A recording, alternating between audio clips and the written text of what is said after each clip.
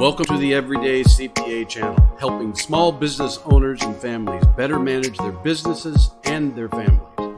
This program will help you learn and adopt the strategies and tactics on business and family accounting and budgeting, credit management and improvement, and ways to build and grow savings to help you compete, win, and succeed, and hopefully live a happier, healthier life.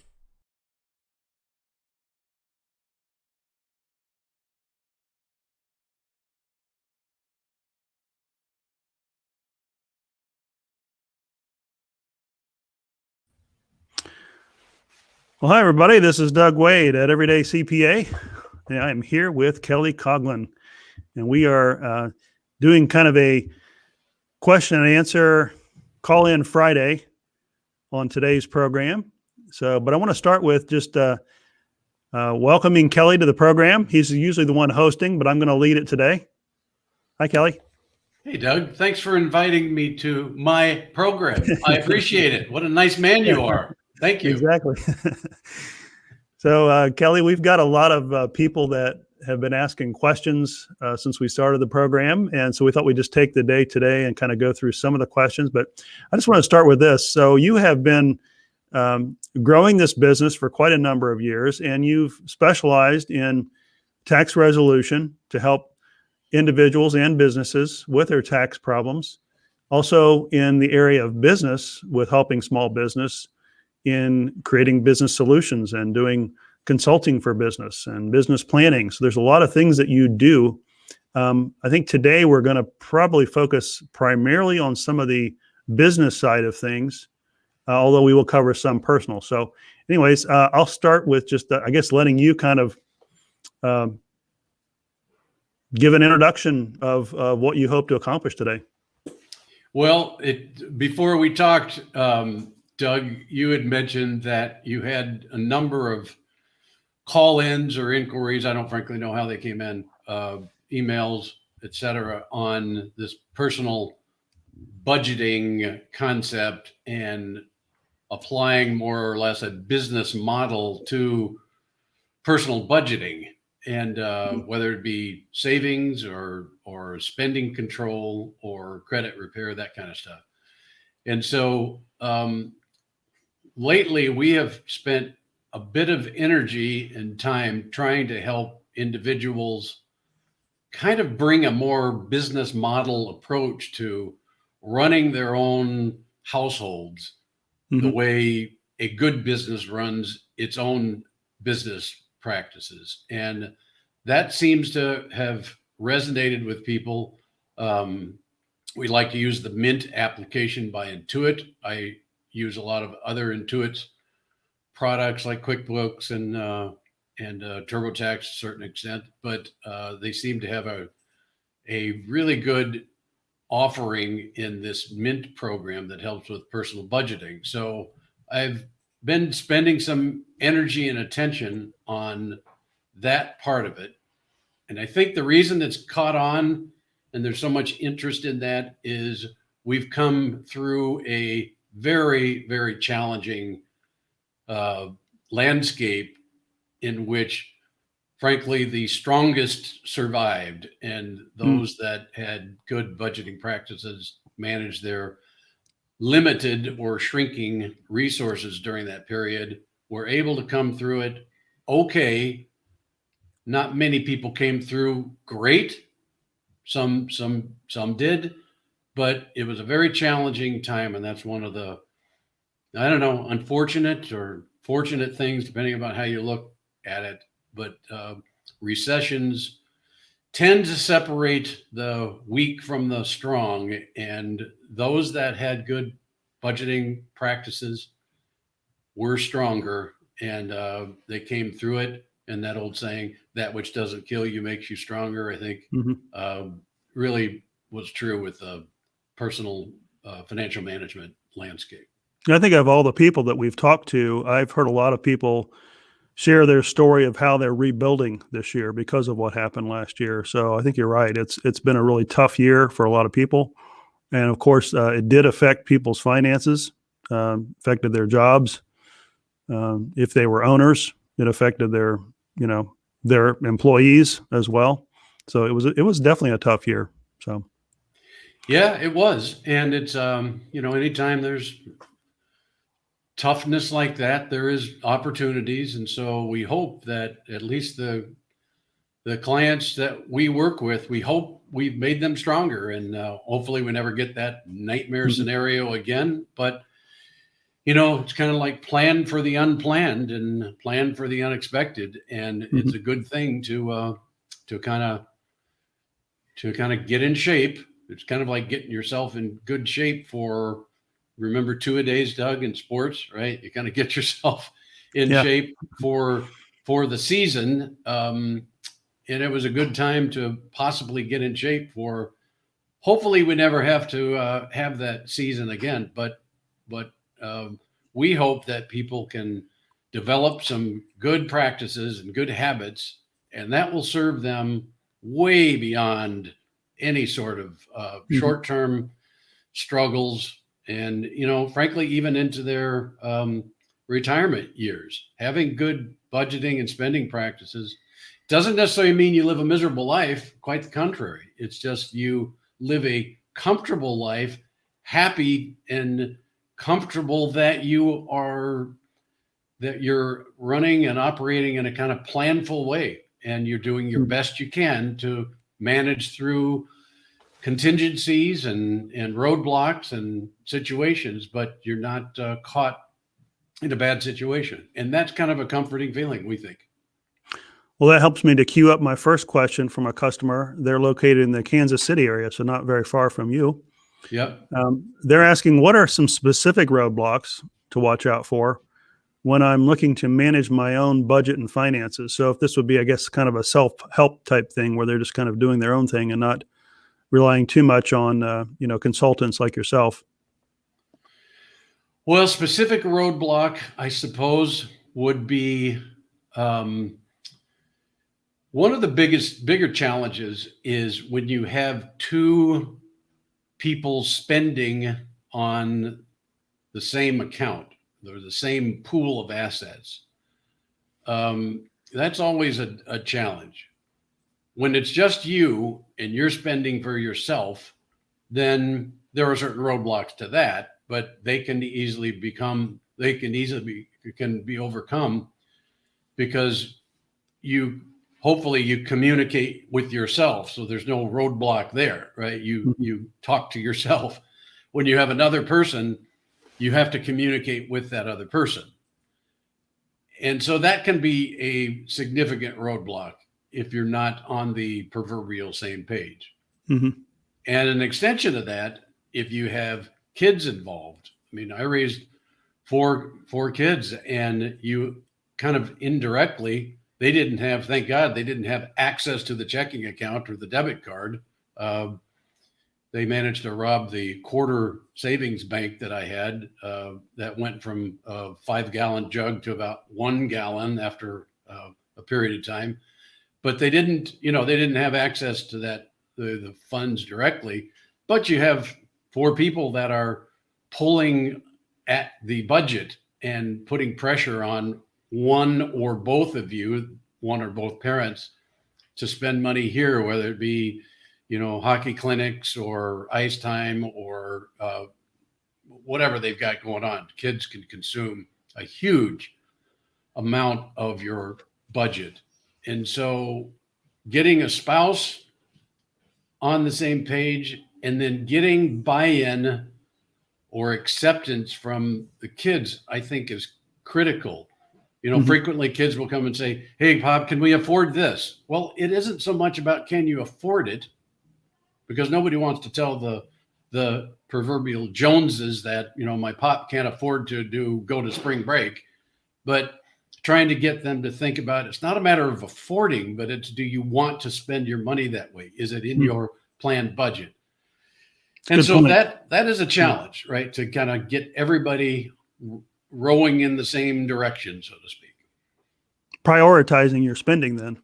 And yes, and then as an extension of that, it's agreeing upon prioritization of spending. Now, that said, parents don't need to get buy-in or prioritization from their kids. I mean, parents should be dictating that. But there's nothing wrong with everybody kind of sending the message that, okay, what is your priority, child X? You can't go to hockey clinic A, B, and C and do soccer and go to spring break. It's okay, you can do 2 of the 4, or the budget is $1,000, whatever it is, right? Mm-hmm. And you decide which is a priority for you. Those are terrific lessons to teach kids that get them in the habit of budgeting. I can't say I did a great job of it by any means, but I learned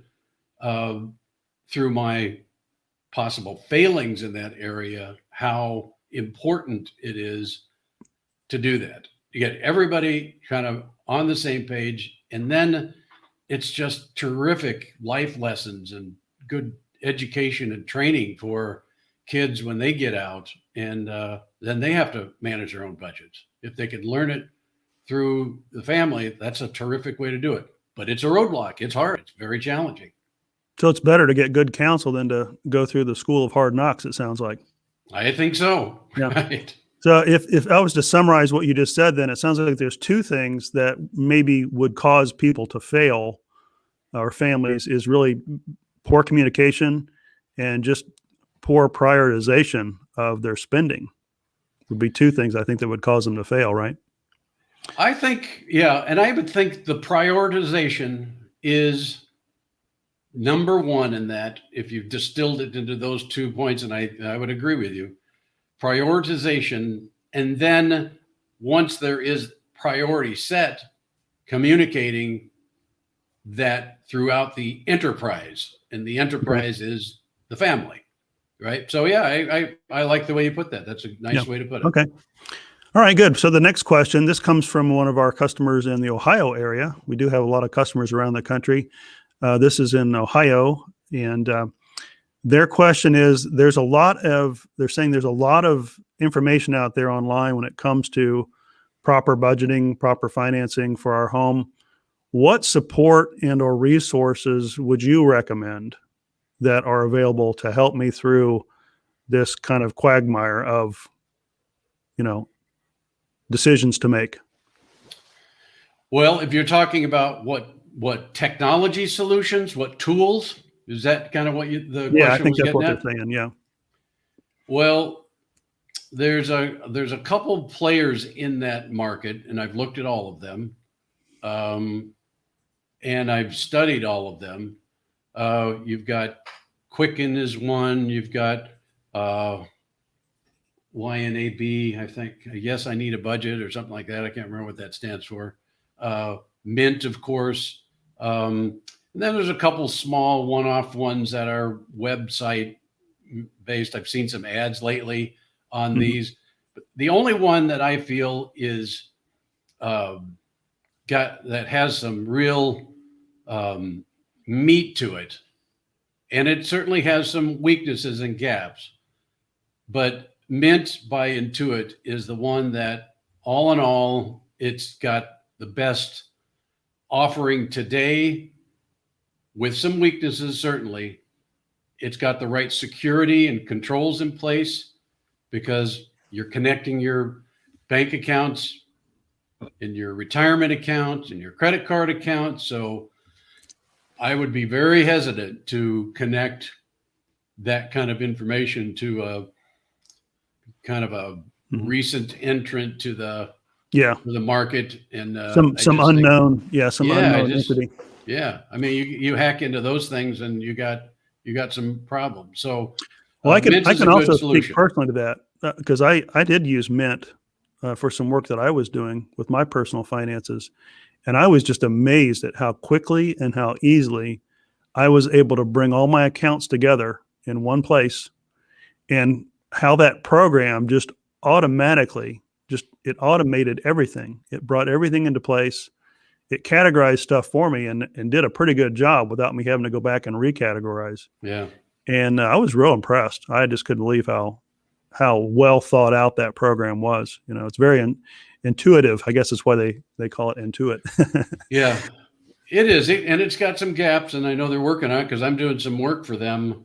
In full disclosure, I do some advisory type work and help as they try to perfect their offering. I will say that they are committed to making a terrific offering. I give it maybe a B minus B score right now, and I know they're committed to getting it to an A. But I haven't seen anybody else that's even close to having all the components of risk controls in place, flexibility, mobile device, desktop, all that kind of stuff. So it's a great way to pull in your transactions, do a chart of accounts, or set some budgets up, and it does the job. It gets about 85% of what one needs to effectively manage the budget. The extra 15%, I think they'll probably get over the next year or two as they improve the product. And so it's free. That's what's amazing about it. There's no charge on it. And I like free. That's good for the budget. Free is good. We like free. Free is good. Yeah. All right, good. Well, here's another question from a customer out of Arizona. They're asking a pretty simple question towards you. It says, they said, what compelled you to become a CPA? Oh, God. Well, honestly, I didn't know this at the time, but it turns out that my great-grandfather and my grandfather were both accountants for the Santa Fe Railroad back in early 1900s. And none of us really knew that. And then my eldest brother, Mike, was a physics guy and did an MBA at Ohio State University. And he decided to move into the accounting business and had a CPA practice. I had a brother, Shane, who did the same thing, got CPA. And I did too. I don't know. It's just kind of a natural thing. The thing I love about the accounting business and CPA work is it's really helps you understand how business functions and how it works really well. I went to business school, an MBA program, and there were a few of us that were CPAs in the program. And I always felt like we had the huge competitive edge over the others that, there were some marketing people in there. There were some doctors in the program and others that didn't have the CPA accounting background. And we just had an edge over budgeting, financial statements, cost accounting, all this kind of stuff. So some reason it resonated to me. I don't know if there's something in the family DNA, but I love the profession. I'm so thankful that I did that. It really helps you get a edge in many areas of business, and I mean business, business and family business too, right? Running your household, like we were talking today. Right. They're very similar, aren't they? Yeah, they are. The closer you run them like a real business, the better off one will be. Mm-hmm. Yeah, I agree. Okay, here's a question out of California. So we're going out further west there. What hurdles did you personally face with your business? So this is a business question. And how did you overcome those hurdles? Because we have a lot of customers that are just getting started in business, and they have a lot of questions like that. Like, what should I be looking for here? Well, I guess I've been in business for many years, 30 plus years, I suppose, 40 plus years, 50 years. No, not 50 years, 40 plus years.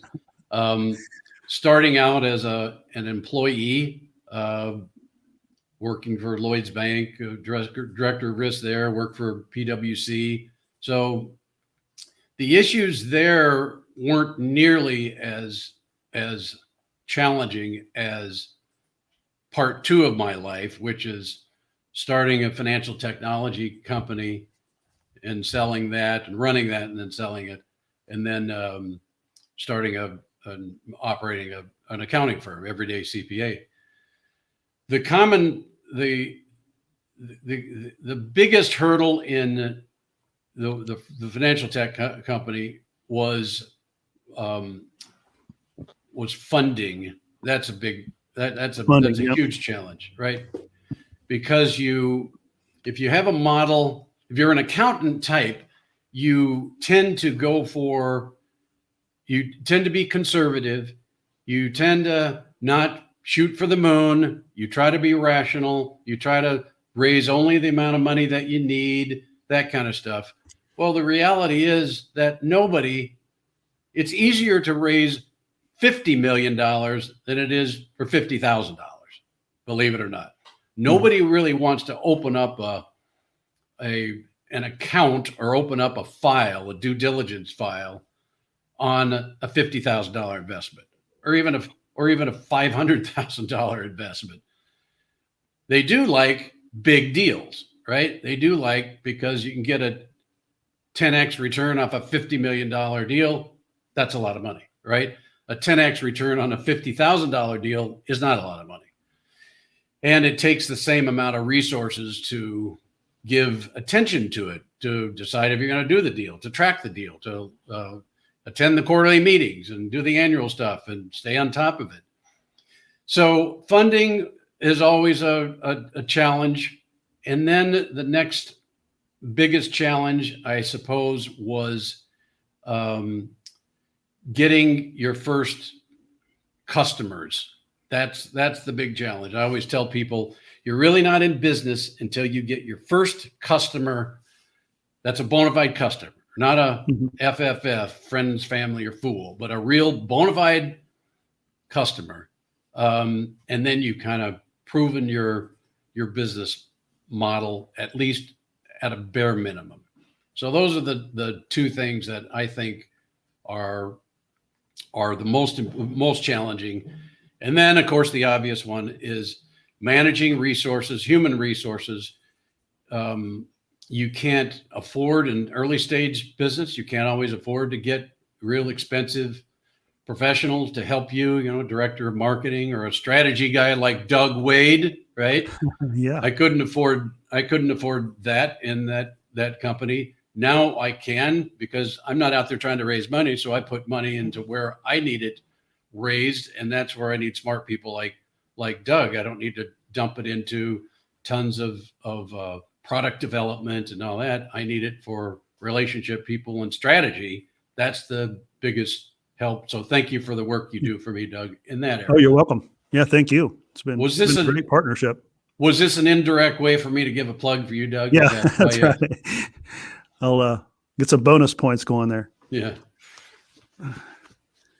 All right. Well, that's all the questions we have today. We'll have some more coming up as they come in. We'll be collecting those questions, and hopefully that helps people as they're planning out their own financial strategies for their businesses and for their families. And we're here to help. We're here to help everyone, and we really look forward to being able to work with all these individuals that are out there listening to contact us. Go to our websites at EveryDayCPA.com and TaxResolutionHelpCenter.com.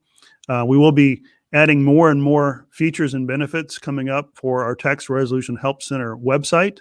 It is growing, and we're seeing some good feedback from the site. We're now actually currently working on some webinars that are coming up, and so we're excited about that. So some good things on the horizon. Right, Kelly? That's right.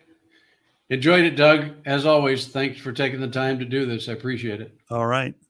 Great. Thanks again, Kelly. And everybody have a great day. We look forward to seeing you again soon. It's 4th of July weekend. Happy 4th. Right. Happy 4th.